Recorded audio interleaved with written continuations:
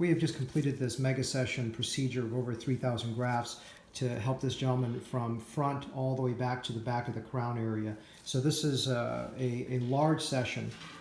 People that are just starting out in practice should not be doing this large a number for a few reasons. Number one is the fact that if you try to do 3,000 grafts, you're just not going to be able to do it because your assistants are not going to be able to dissect that number and place that in a single day. The second thing is you have to understand how to leverage donor hair so that you can maximally achieve the greatest number without having a risk of a scar in the back. Further, the allocation of design is very important because as a surgeon designs this, you need to be able to leverage density over a very wide area. And sometimes if you're not skilled at this, you may run out of grafts in the front and then you'll be stuck with not enough in the back.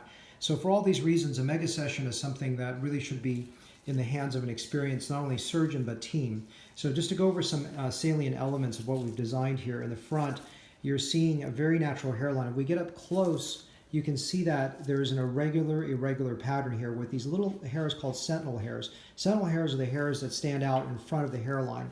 In addition to that, we have about 4 rows of 1-hair grafts. This gentleman has thicker, darker hair, and so in order for this to look natural, we need to have a lot of 1-hair grafts as well as a lot of sentinel hairs.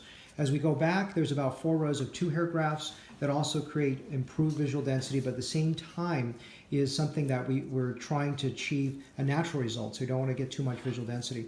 These are coronal sites, in other words, sites that go this direction that are accommodating 3-hair grafts. And this is to help the transition so that the placers, my graft placers, know where the 2 to 3 transitions over.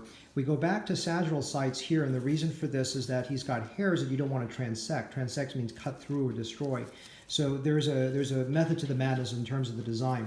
About a little over half the number of grafts are placed here. In terms of the core dense grafts, it's just a little over half are placed in the front and the remainder is placed into the crown. You do not want to run out, and so when we're working on the crown, you should watch some of the lectures I have on crown design. But in this situation, the key, because he's got hairs already there, we want to replicate the way that the crown looks in a gentleman that has hairs. So I'm going to move him up a little bit and be able to see this a little bit better. So what we want to do in this situation is really create a result that visually creates density. And the key here is to be able to place enough grafts high as well as low into the low arc and extend all the way to areas that are starting to lose hairs. These are hairs that are miniaturizing or thinning. I've already put the PRP in there as well. So really being able to cover this large a distance from front to back is an advanced procedure that should be only relegated to someone with an experienced team as well.